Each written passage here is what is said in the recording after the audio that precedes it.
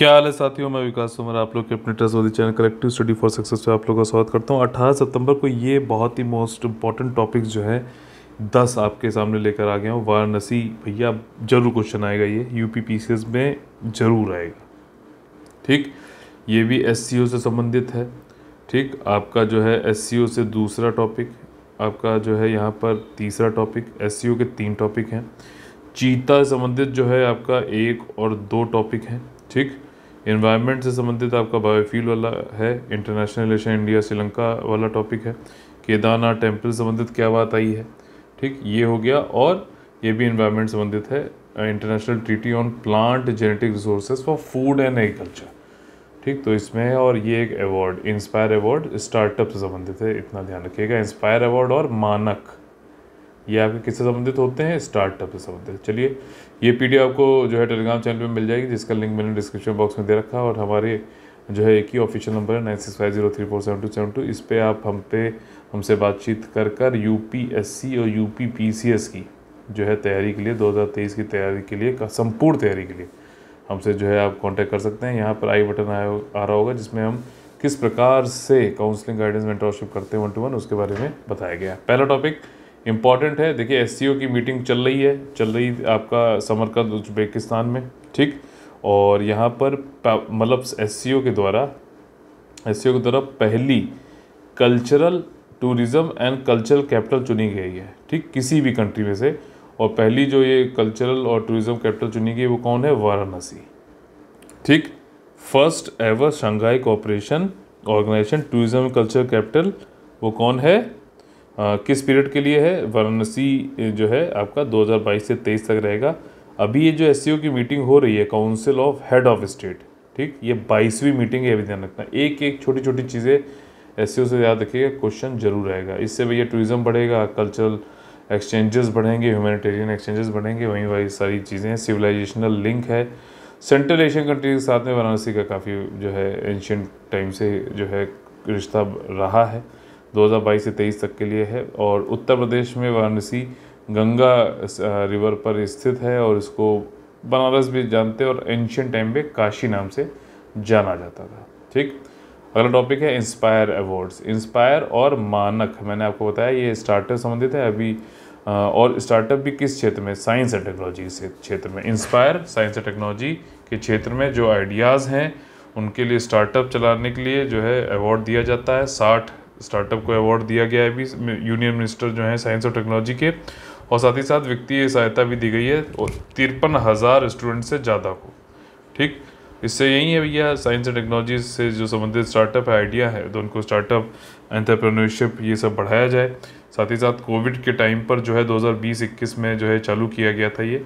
और दुनिया जब कोविड से जूझ रही थी तब हमने अले अवार्ड चालू करके मानक, million minds, augmenting national aspiration knowledge, ये चला के कई सारे इनोवेशन, करीबन 6.5 लाख इनोवेशन आइडियाज़ को जो है हमने अट्रैक्ट किया था। ठीक, इसमें यही है कि एक ऐसा ह्यूमन रिसोर्स तैयार हो जाएगा जो कि हमारे रिसर्च एंड डेवलपमेंट के लिए, टेक्नोलॉजी साइंस के लिए काफ़ी ज़्यादा महत्वपूर्ण रहेगा आने वाले समय में। अगला टॉपिक है international treaty on plant genetic resources for food and agriculture. किसी प्लांट में, पेड़ में जो है अगर आप देखो तो क्या जो है इम्पॉर्टेंट चीज़ें होती हैं, उनका जेनेटिक रिसोर्सेज, ठीक, जो उनका डीएनए वो सब समझ लो। इसमें एक चीज़ होती है जर्म प्लाज्म। जर्म, तो ये कोई जर्म वाले वो कीड़े कीटाणु नहीं है। जर्म प्लाज्म होता है आपका सीड, ठीक, आपका टिश्यू उत्तक। मतलब ये है कि किस प्रकार से, मतलब आगे जो पेड़ है, यहाँ पे पेड़ की बात करें तो वो कैसे जो है फिर से उसको रिप्रोड्यूस करना है। ठीक, फिर से जो है उसकी प्रजातियाँ या फिर जो उसका प्रोडक्शन है फिर से करना है, तो उसको जर्म प्लाज्म बोलते हैं। ठीक, तो ये अभी भारत इसका नवा सेशन जो है होस्ट कर रहा है, international treaty on plant genetic resources for food and agriculture. इसका नवा सेशन कहाँ हो रहा है, भारत में हो रहा है, और 19 से 24 जो है सितंबर तक चलेगा। ठीक, और 2001 में जो है एग्रीमेंट आया था, लीगली बाइंडिंग एग्रीमेंट है, ये ध्यान रखना, लीगली बाइंडिंग है। पूछ सकता है आपसे कि ये ट्रीटी बताइए लीगली बाइंडिंग है कि नहीं है। बिल्कुल है, 2001 में रोम में जो है साइन हुई थी, जब 31वां सेशन चल रहा था फूड और एग्रीकल्चर ऑर्गेनाइजेशन का, जो कि यूनाइटेड नेशंस का है। 2004 में जो है फोर्स में आ गई थी। इसमें क्या होगा भैया, प्रिजर्व करेंगे, संरक्षण करेंगे, कंजर्व करेंगे और मेंटेन करेंगे जर्म प्लास्ट, जो मैंने आपको बताया, जैव विविधता और फूड एग्रीकल्चर। ठीक, डेलिब्रेशन होगा, एक दूसरे से बातचीत करेंगे, मल्टीलेटरल सिस्टम बनाया जाएगा, किस प्रकार से टॉलरेंट जर्म प्लाज्म में एक दूसरे से शेयर भी किया जाए। इसमें अब ज़्यादातर देखो फार्मर, ब्रीडर ये सब आएंगे, उनके अधिकारों की बातें भी होंगी। रिप्रेजेंटेटिव करीबन 262 कंट्रियों से आएंगे। ठीक, और ये 7 डे लॉन्ग है और काफ़ी अच्छा जो है बड़ा इवेंट है, इंडिया में हो रहा है, नवा सेशन। अगला टॉपिक आपका एससीओ संबंधित है। एससीओ का 22वां समिट अभी हुआ आपका कहाँ पर, उज्बेकिस्तान में। उज्बेकिस्तान की कैपिटल ताशकेंट है, लेकिन जो कल्चरल कैपिटल है, सांस्कृतिक जो कैपिटल है, जो आपका राजधानी है, वो समरकंद है।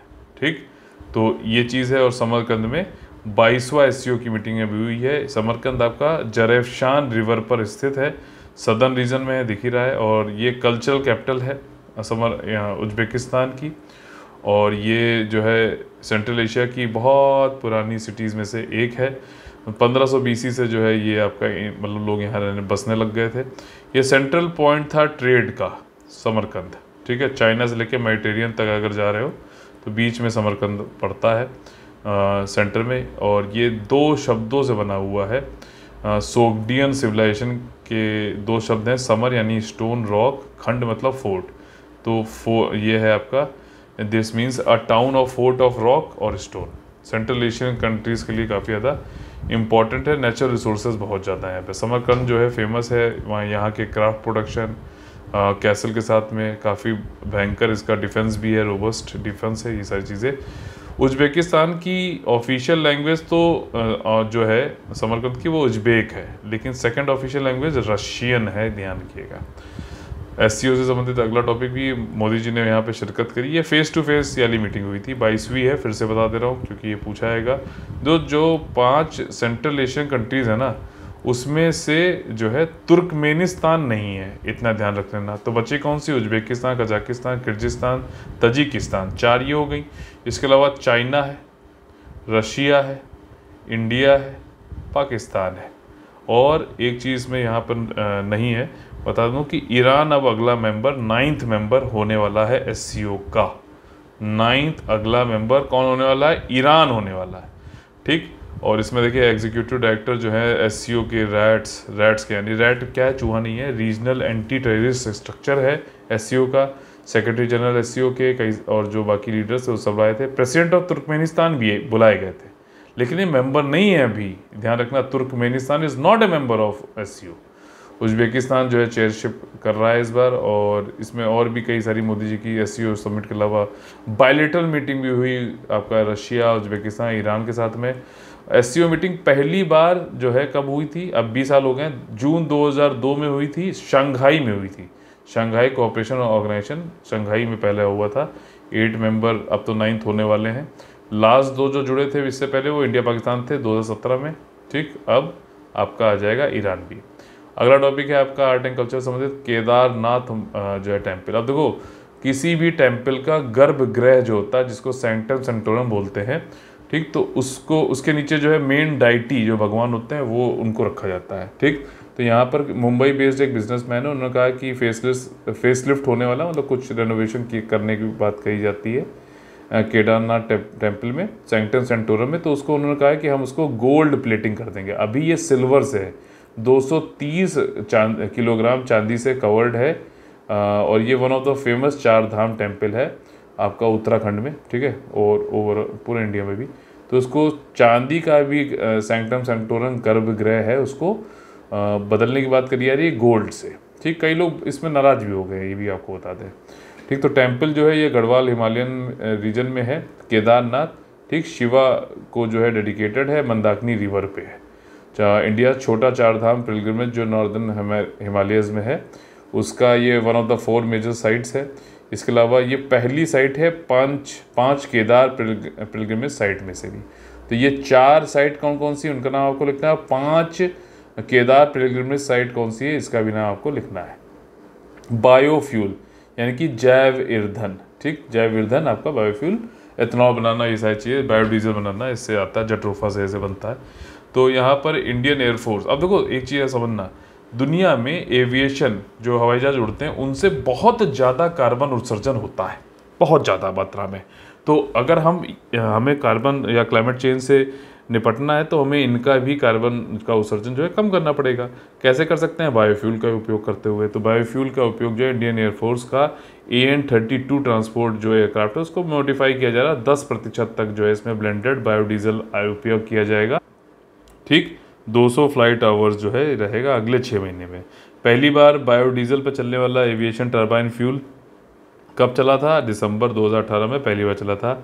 दूसरा जो एयरक्राफ्ट डॉर्नियर चला था, ठीक है, इसमें 50% तक बायोफ्यूल का उपयोग किया सकता है, हनीवेल कंपनी बनाया था। ठीक, global aviation industry one of the biggest emitter of green houses gases है जो कि ग्लोबल वार्मिंग करती हैं। ठीक, और IAF यानी इंडियन एयरफोर्स का अगर देखें 21-22 में तो उन्होंने 6.2 लाख किलो लीटर्स का उपयोग किया है, जिससे कार्बन डाइऑक्साइड 15 लाख टन जो है कंट्रीब्यूट हुई है, एमिट हुई है।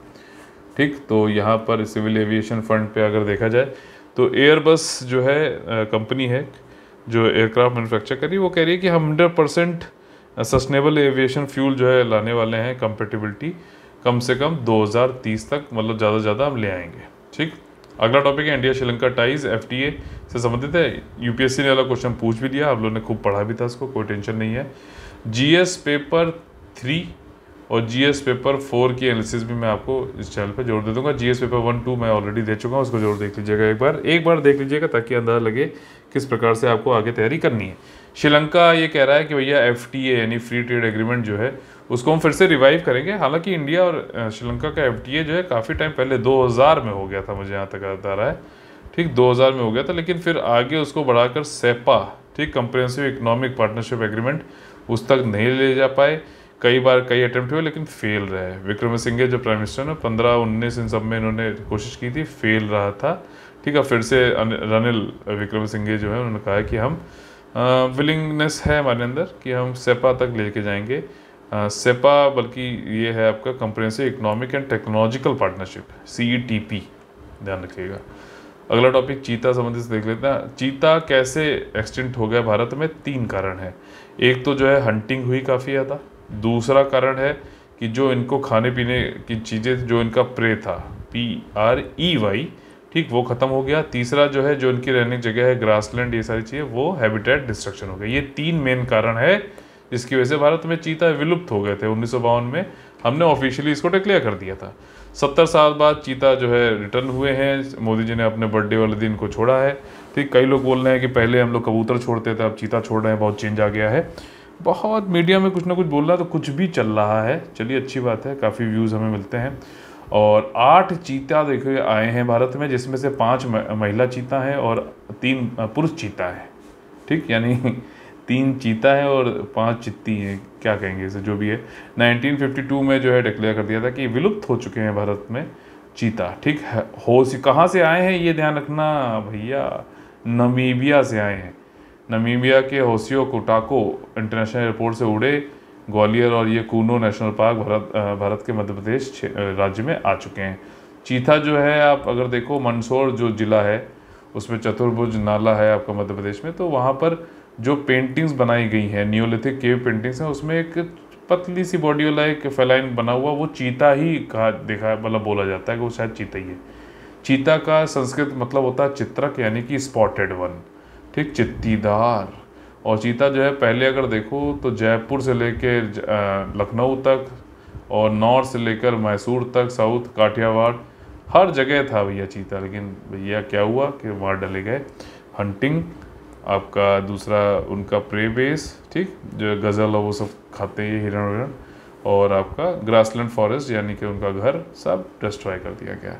आखिरी में देखा जाए तो इंडियन लैंडस्केप में एक राजा साहब थे, महाराजा साहब। 1947 में उन्होंने महाराजा रामानुज प्रताप सिंह देव ऑफ कोरिया प्रिंसली स्टेट, इन्होंने मार डाले, शिकार कर डाला, शॉट कर डाला last 3 recorded Asiatic cheetah in India. ठीक, चीता जो है 2 तरीके के होते हैं, अफ्रीकन भी होता है, एशियाटिक भी होता है। ठीक, तो इन्होंने इसको मार दिया था। फिर उसके बाद 1952 में ऑफिशियली डिक्लेयर कर दिया गया कि भैया चीता जो है भारत में रह ही नहीं गए। ठीक, चीता इंट्रोडक्शन पे और थोड़ा देख लेते हैं। 8 आ चुके हैं, 12 और आने हैं साउथ अफ्रीका से इस साल के अंत तक, ये भी ध्यान रखना। ठीक, 12 अभी और आने हैं। उसमें कितनी महिलाएं कितनी पुरुष आएंगे वो भी देखा जाएगा। तो इसमें देखिए यहाँ पे केजेस में और सब में डायरेक्ट फ्लाइट लाई गई, और जो है बोइंग 747 से आए हैं। थोड़ा सा ध्यान रखिएगा, उसकी जो नोज़ थी इस बोइंग विमान की, उसे देखो चीते शक्ल की बना दी, शाबाश। ठीक, तो ये सारी चीज़ें हैं। और जैसा पहले मैं बताया 2009 में इसको चालू किया गया था रीइंट्रोडक्शन करने के लिए, लेकिन सुप्रीम कोर्ट ने इस पर रोक लगा दी थी 2013 में। फिर उसके बाद जो है इसका आइडिया को फिर से जो है मोदी जी ने उठाया 2017 में, और सुप्रीम कोर्ट ने इस आइडिया को कहा कि चलो एक्सपेरिमेंटल बेसिस पे 2020 में अलाउ कर दिया। एक्सपेरिमेंटल बेसिस पे किया है कि भैया चेक करके देख लो। और ये पहली बार दुनिया में ऐसा हो रहा है कि जो लार्ज कार्निवोर है, ठीक, जो मांसाहारी है, उसको रीलोकेट किया जा रहा है किसी एक कॉन्टिनेंट से दूसरे कॉन्टिनेंट से, अफ्रीका से एशिया की ओर। ठीक, चलिए आपके अपने जो है एमसीक्यू देख लेते हैं। एमसीक्यू की पीडीएफ आपको कहाँ मिलेगी? Current affair MCQ quiz channel पे मिलेगी, जिसका लिंक मैंने डिस्क्रिप्शन बॉक्स में दे रखा है। उसको जो है आप ज्वाइन कर लीजिएगा, वहीं पे आपको ये पीडीएफ मिल जाएगी। पहला जो क्वेश्चन है, choose the correct statement regarding Shanghai cooperation organisation SCO meeting 2022 वाली कहाँ हुई? टास्केंट में हुई। मैंने आपको बताया नहीं, समरकंद में हुई। तो पहला स्टेटमेंट जो है वो गलत है। दूसरा स्टेटमेंट है Varanasi has been nominated as the first ever Shanghai cooperation organisation tourism and cultural capital for the period. अगर आपने यहाँ तक पढ़ के और इसको टिक मार्क कर दिया तो बहुत गलत हो जाएगा, क्योंकि ये जो तारीख है, जो ड्यूरेशन है, वो गलत दिया गया। ठीक, 2022-23 है, 23-24 नहीं है। ठीक, तो इसलिए दूसरा स्टेटमेंट गलत, पहला भी गलत। तो पूछा गया सही, तो डी आंसर यहाँ पर हो जाना चाहिए। अगला जो क्वेश्चन है वो है आपका प्रेरणा पुरस्कार यानी इंस्पायर अवार्ड के संबंध में गलत कथनों का चयन करें भाई साहब। तो यह पुरस्कार विज्ञान और प्रौद्योगिकी विभाग के द्वारा स्थापित किया गया। बिल्कुल सही है स्टेटमेंट। इस योजना का उद्देश्य विज्ञान और प्रौद्योगिकी प्रणाली को मजबूत करने, विस्तार करने और अनुसंधान और विकास आधार को बढ़ाने के लिए महत्वपूर्ण मानव संसाधन पूल बनाने में मदद करेगा। एकदम सही है। ठीक, सही दोनों है, लेकिन पूछा गलत गया है, तो इसमें से जब कोई गलत है ही नहीं तो इनमें से कोई नहीं, डी आंसर हो जाएगा। क्वेश्चन नंबर 3 क्या कहता है? खाद्य choose the incorrect statement regarding international treaty on plant genetic resources for food and agriculture. तो पहला स्टेटमेंट है it is this treaty is non binding. मैंने आपको बताया नहीं बाइंडिंग है, इसलिए ये स्टेटमेंट गलत हो जाएगा, गलत ही पूछा गया है। Good. India is going to host 12th session of governing body of the international treaty on plant genetic resources for food and agriculture. तो 12वां है क्या? नहीं, 9th अभी आप लोगों को पढ़ाया। तो ये क्या हो जाएगा? दोनों स्टेटमेंट गलत और गलत ही पूछा गया है, तो सी आंसर 1 और 2। ठीक, अगला क्वेश्चन है choose the correct statement regarding Samarkand. Samarkand जो कहाँ पर लोकेटेड है? समरकंद जरैफशान नदी की घाटी पर स्थित है। बिल्कुल सही है स्टेटमेंट वाला। It share its boundary with Kazakhstan, Kyrgyzstan, Tajikistan, Turkmenistan, Afghanistan. ठीक, तो यहाँ पर जो है ये क्वेश्चन ये होना चाहिए कि उज्बेकिस्तान शेयर इट्स बॉडी, तब ये ज़्यादा अप्रोप्रिएट स्टेटमेंट हो जाता, लेकिन चलिए कोई बात नहीं। हाँ बिल्कुल, उज्बेकिस्तान जो है वो Kazakhstan, Kyrgyzstan, Tajikistan, Turkmenistan, Afghanistan के साथ में सीमा साझा करता है। दोनों स्टेटमेंट सही हैं, तो सी आंसर 1 और 2 हो जाएगा। अगला क्वेश्चन है आपका कूनो राष्ट्रीय उद्यान किस राज्य में स्थित है? Most easiest question of this day, Madhya Pradesh. Madhya Pradesh. ठीक, राष्ट्रीय उद्यान सारी ये पूरी लिस्ट जो है जो पढ़िएगा। ठीक, मैपिंग से रिलेटेड क्वेश्चन देख लेते हैं।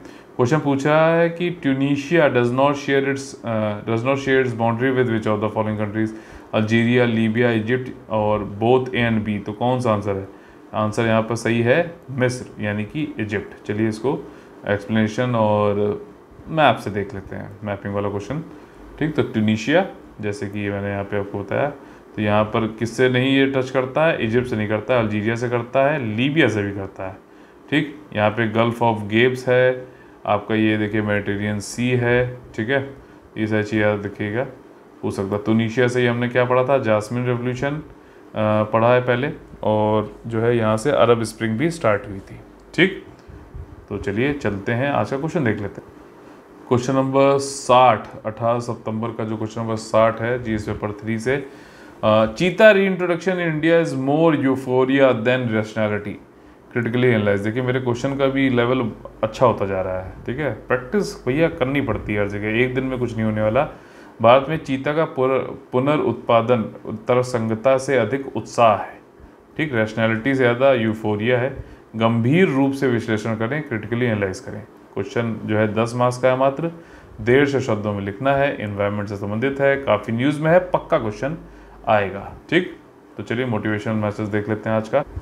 उससे पहले आप लोगों को जो है फिर से बताना चाहता हूँ, 1 अक्टूबर से हमारा नया पेड ग्रुप चालू होने वाला 2023 प्रीलिम्स और मेंस के लिए, यूपीएससी और यूपीपीसीएस के लिए इंटीग्रेटेड है। बहुत ज़्यादा इंपॉर्टेंट, इसमें आपको रोज़ स्टडी प्लान मिलता है, एमसीक्यू, ठीक, आपका जो है mains answer writing, live doubt discussion, test series, ठीक, काउंसलिंग, गाइडेंस, मेंटोरशिप, 1-to-1 रहता है डेली। आपको ये अगर आप कर लोगे तो बहुत आसानी से आप इसको पार कर पाओगे। 5-5.5 रुपये से भी कम में ये सारी चीज़ें आपको डेली कराई जाती है। तो डेली इंप्रूवमेंट में हम लोग विश्वास रखते हैं। ठीक, स्टडी प्लान आप लोगों को सिर्फ डेली पूरा करते आना है। बाकी किस प्रकार से आपको 4-5 बार मैं कम से कम रिवाइज करा के और बाद में क्वेश्चन इतने क्वेश्चन लगवा दूंगा। टेस्ट सीरीज जो है प्रीलिम्स की है, इसमें 150 करीबन मतलब टेस्ट इसमें होंगे। इतने क्वेश्चन लगवा दूंगा कि आपको क्वेश्चन से डर लगना खत्म हो जाएगा, क्योंकि आपकी तैयारी उस हिसाब से हो जाएगी। ठीक, इसके अलावा मेंस आंसर राइटिंग, ऐसे writing, current affair module, doubt discussion के साथ में सिर्फ डाउट डिस्कशन का भी एक हमारा ग्रुप रहेगा। ये पेमेंट डिटेल्स हैं, 5,000 रुपये इनिशियल पेमेंट देके आप जो है 2023 वाला पेड ग्रुप भी ज्वाइन कर सकते हैं। फिर भी कोई डाउट है तो 9650347272 पे आप हमसे बात कर सकते हैं। आज का जो मोटिवेशनल कोट है वो ये है, जिनमें अकेले चलने का हौसला होता है, जिनमें अकेले चलने का हौसला होता है, एक दिन उनके पीछे काफिला होता है। चलिए मिलते हैं अगली वीडियो में, तब तक आप लोग से लेते हैं अलविदा। जय हिंद, जय Bharat, all the very best है, वंदे मातरम।